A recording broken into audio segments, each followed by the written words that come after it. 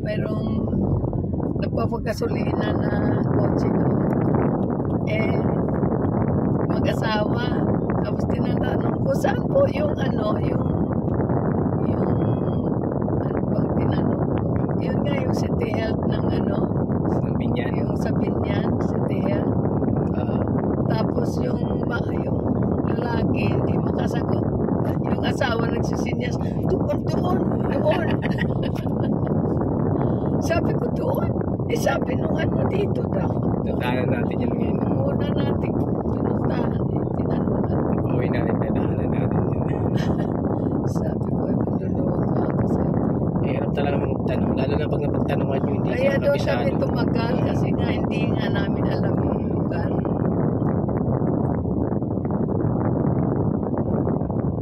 Ay, naku.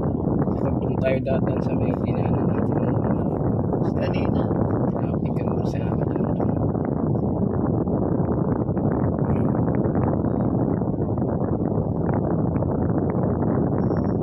Itong kotse ni Richard, di na napalinis. Ganda sa bahay niya. Oo. I-vacuum lang yung tayo ng tulinisin. Sa akin ang tuwing linggo, 5-6 na kotse yung nililinis ko eh. Oh, really? Ang gawa ng bus ko eh. 6 ang kotse niya. Oo. Isang van, tapos isang pick up, tapos 3 yung yung mga CRP. Tapos Ay, bakit ang dami niya sasakyan? BMW pa. Eh, yung marami sila pamilya. Sila lang din kasi yung iba kasi yung issue lang ng company. Vice president ng company. Minsan ako pa nagpaparegister dyan sa Santa Rosa. Ay, ano rin pala yung amo. Ang dami sa sakyan. Kaya May business na siya. ano lang siya, vice president ng company. Ang sabi kasi nila yung busy. Nakadalhin sa kanila eh. Talaga. So, ano sila yung US section?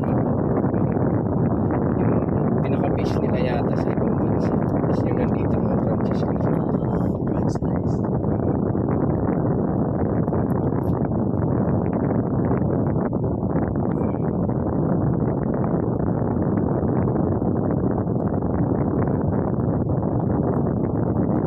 So, may sa bayan nila na dyan. Wala lang gagalaw. Sanay na sila dito. Taga rito sila eh. Sarap din tumira sa mga ganito. Masaya. Masama lang minsan. Magulo. Pag hindi ka sanay sa maingay talaga. Maingay talaga. Kasi sila lang na pagkahapon. Silinos.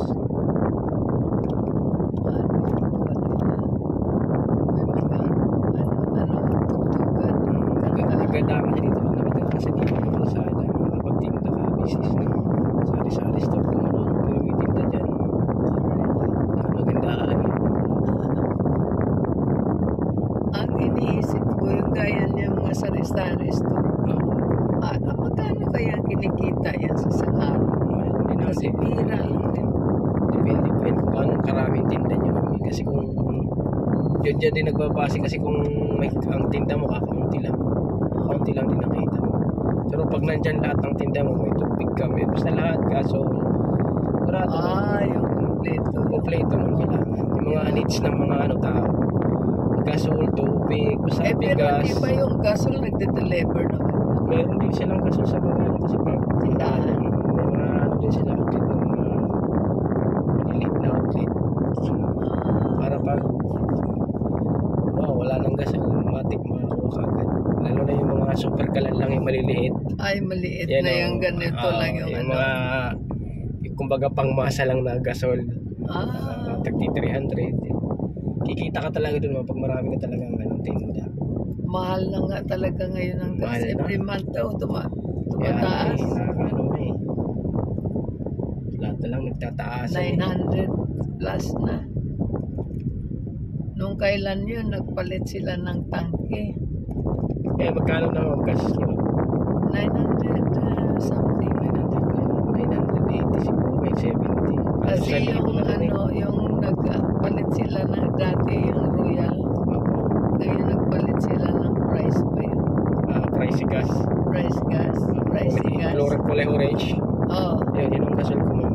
Price gas. Nagpalit sila, so binayaran yung tangke. Sabi ko, bakit ko babayaran? May tangke na nga ako. 300 yun ma'am. Swap. Iba daw ang Swap yun, 300 ma'am. 300 ang na yan. Babayaran mo dun sa tangke pag swap. Papalitan mo ng ibang brand. Oo nga. Sabi ko, bakit kayo nagpalit?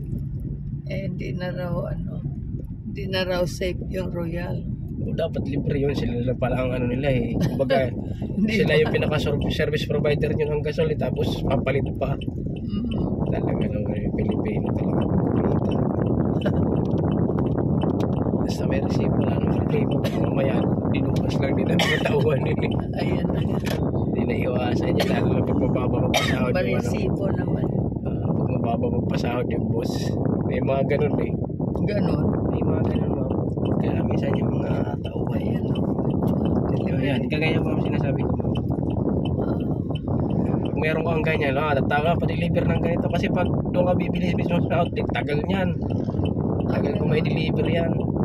Ayun, automatic yung di-deliver nila agad yun. Pag tumawag ako naman, pagkahapon nandyan. Depende lang yun. Dahil malapit lang. Malapit lang. Siguro kung wala silang... So yun yung tricycle na yun? Umiikot yun? Ma'am, kung baga nag-iiwan ng calling card ninyo, tapos pag kilala ka na doon, tawagan ka ng tatawagan. Bakit kasi ikot ng ikot yung mainit sasabi? Kailangan naka-stay sila. Pag may iba, boss, pa-deliver ako kasi kita natin kagad. Pero kung meron ka dyan sa gilid, nakikita lagi ng mga tao na may titinda ka ng ganyan, madali ka na lang makunta. Yung mga small business. Pero ang laki ng kita niyan siguro. Sabihin natin may 5,000 sa isang araw. Pag marami kang produkto, mayroon naman. Sa gas lang? Lahat na yun. Kalahatan. O really, yung mga ganun tinda-tinda? Pagkalahatan na po. Kasi pag, kasi kayo, pag wholesale, malaki ng discount nyo, tapos ibibinta nyo sa kayo. Bawat may patong na kayo. Tapos hindi pa yung iba niya nire-repack pa? Yun ma'am, nire-repackaging pa nila yung iba. Para kumita pa sila. Wow, sabi ko nga, yung mga maliliit na tindahan sa store na yan. Ano kaya yung maghapon sila dyan Meron yan silang kita. Lahat meron yan load. Kompleto na yan. Sabagay, wala na silang upahan. Bahay na nila yan. Kita ko dati trabaho. Lockdown din. After na lockdown. Hanggang ngayon di pa tapos eh. Bakit naman kaya? Ewan yan Ano yan yung condo unit ng SMDC? Na tigil ang Tuloy-tuloy naman, kaso nga lang siguro ay mabagal lang talaga yung... Baka wala pang budget. Di yan siguro, nagbibis siguro sila sa daw ng mga ng nag-occupied. Yung doon yung sa kanto, natigil pala yun dahil yung roof na nilagay nila hindi required sa village. Yung doon sa Mainyo, ma'am? Oo. Yata ilalagay nila yung color drop lang, dapat yung tigula Tigula. Pero parang natuloy na kasi parang lumapat na yung bubong. Lang yan, ma'am, kulang lang nalagay yun. Pag may violation ka, yung construction ban mo, hindi na makukuha. 50,000 yata construction ban eh. Mapupunta na yung construction ban sa village. Kita na ng village yun. Di na mariripan ng pag magkakaroon ka ng violation pag nagpagawa ka. Ay bakit naman kaya hindi nila inalam yun? Alam naman nila yun siguro, ma'am. Hindi, ayaw lang talaga siguro nila ng tigula. Kasi una-una yung tigula, ma'am, madaling mabasag yun. Oo nga. Kailangan saka mabigat. Pag magtigula kayo, mahal pati. Pag magtigula kayo, kailangan may underseating yung bubong nyo. May yero muna, tapos lalagyan ng tigula. Oo. Kasi pag nabutas yun, lusot sa kisame. Pag may underseating na tawag nito, yero, hindi tutulog. So kaya niyan, yero muna. Yun, yero muna, ma'am, tapos lalagyan ng tigula yun. Baka hindi na siguro, kaya tinuloy siguro. Sabi ng ng security, dahil daw sa roofing problems.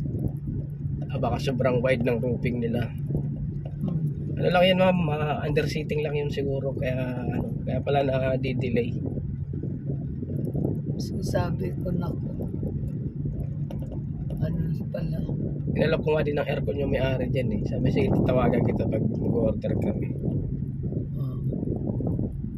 Yung mga ano dyan. Yung contractor, kasi nabili daw sila sa ano. Minsan matagal pa eh. Sabi ng kapatid ko, ano, hindi mo na pinapatay yung aircon mo? Hindi masisira ka agad dyan. Hindi masisira. Hindi masisira yun. Sabi ko, hindi yan masisira. Kaya lang, alam mo, tipid rin pala sa, pag sa continuous. kuryente. Kasi ang ngayon, Inverter kasi yun ma'am eh. ang makikita ko sa labas, kunti lang lumalabas na tubig. Opo. Kasi siyempre hindi masyado mandar dahil 27 lang, 28 minsan pag yung malamig sa labas. Opo. Tinataas ko kasi malamig. Ayaw ko ng malamig talaga. Sakto lang po. Oo, yung tamay lang po. Doon po yung city health sa Orlando. City health ng Binyan po sa kaliwa. Para natin dadaanan. Nagpapuntang Binyan eh. Opo, yan. Lusot mo na yung pamilya ko. Kasi pag pinaiba niyo, pag reservas nyo kayo dumaan, napakatagal. Ito po kalakas malusot natin ito. Isa na ito na. Ayan, dito nga kami dumaan. Ay tama, kasi hindi ba yung ano na yun, yung parang rotonda doon sa Santa Rosa. Opo. Nandoon yung ano is, di ba? Yung pavilion. Oo. Opo. Tsaka yung yung SM. SM. Nadaanan natin yung SM ma'am kanina. Dito naman, yung rutong dadaanan natin dito, yung Calax na yun, papunta sa atin. Ito yung Brent School dito, Brent School. Yan yung mga mamahaling eskwelahan. Tapos sabi pa doon nung mula nung galing kami doon sa registry office. Sa City Hall pa yun. Municipal na Binyan. Yung City Health nga doon sa Kalooban. Kalooban yun ma'am eh. Tapos sabi, yung tawag nito. Tingnan ninyo yung makita ninyo yung perpetual school or hospital. Ang sabi niya, from there, mayroong stoplight. Paglampas ninyo ng stoplight, saka kayo mag-start magtanong. Ay, yung kapatid ko, hindi pa. Hindi nga namin nakita yung perpetual hospital. Sa kaliwa yun po. Nung pabalik kami, saka namin nakita. Nasa kaliwa yung perpetual. So sabi ko, alintik, sabi ko, ano na ba? Sabi ko, hindi ba sabi doon, paglampas natin ng stoplight, saka ka magtanong. Eh, mabuti na yun, sabi niya, mas maaga tayo magtanong. Mas naman. Ay, ngayon, yabang.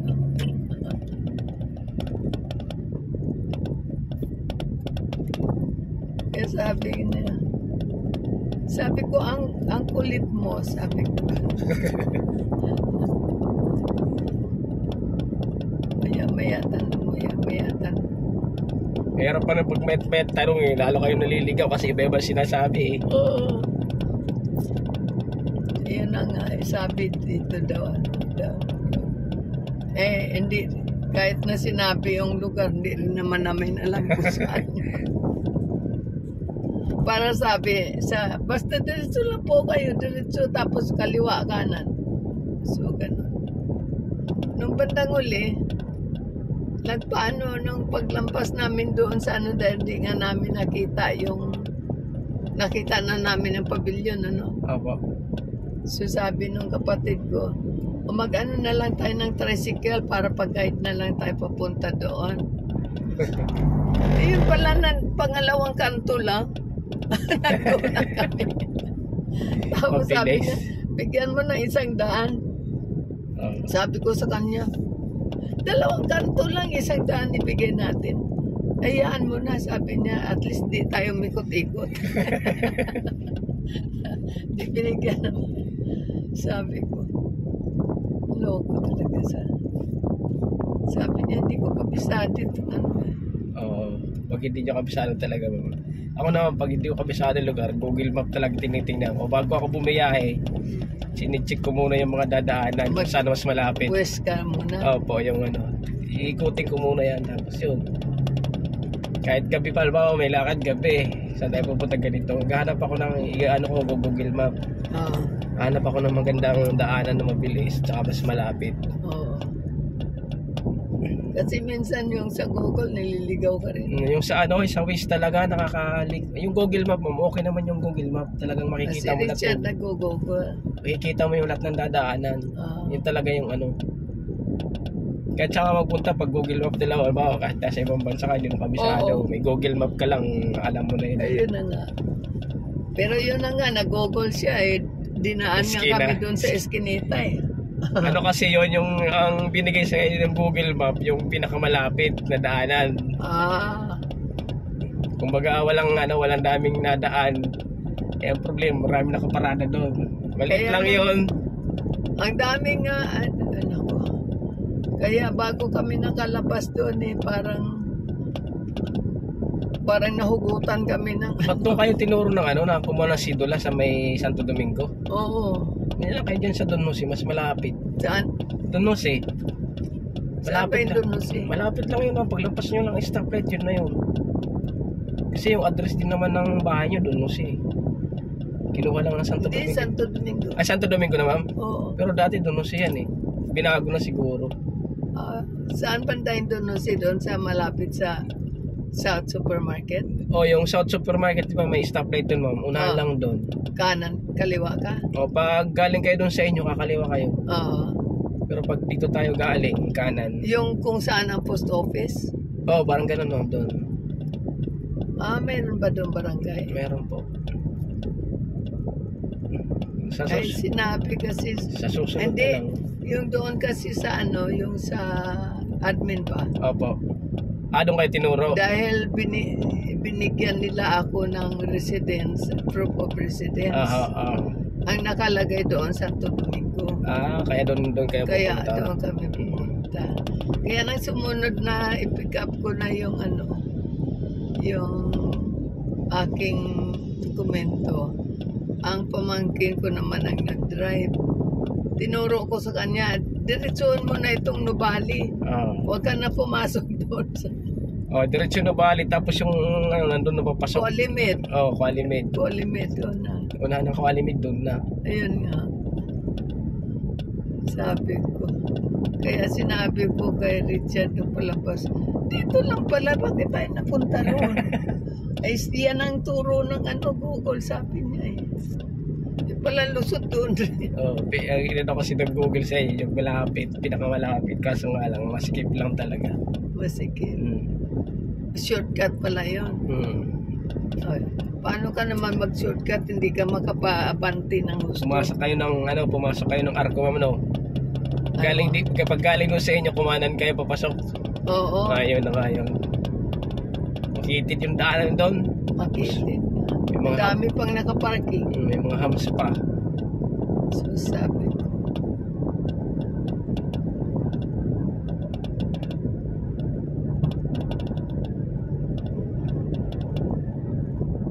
Tapos dito naman sa Calax, saan ba kami galing? Calax? Dito sa itong... hindi na daan natin. Galing yata kami sa... Saan na ba yun? Nagkamali lang si Richard ng pasok. Hindi pa napakahaba. Di lumampas kayo doon sa unahan. Nagtulang kami tapos babalik. Pwede naman yun, no? Ayun nga. Parang gaya niya sa States eh. Pag nalampasan mo yung exit, naku. Pwede ka naman umikot eh. Dire-diretso ka na doon. Napakahaba kung saan ka maka-exit. Hindi, pag lumampas kayo dito, meron naman doon sa kabila. May doon sa may Santo Domingo nga.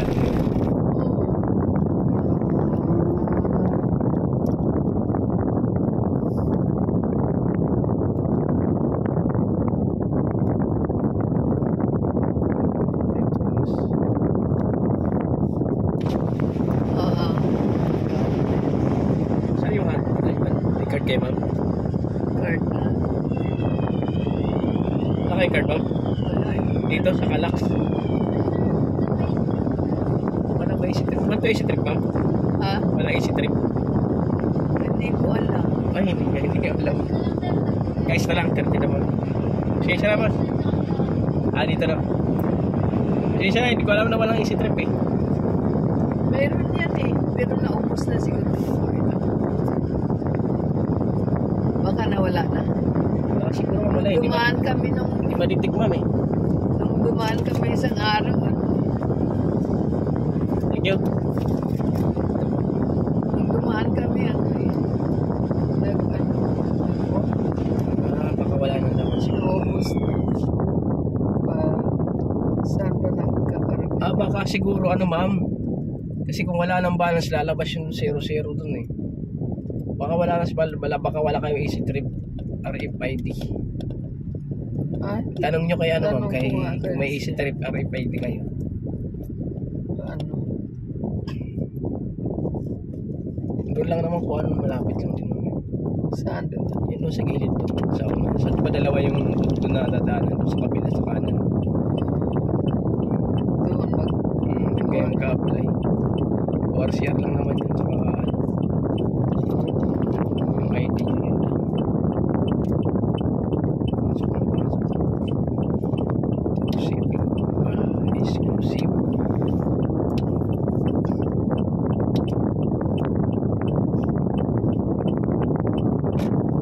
si Richard nahit siya pumunta na Manila.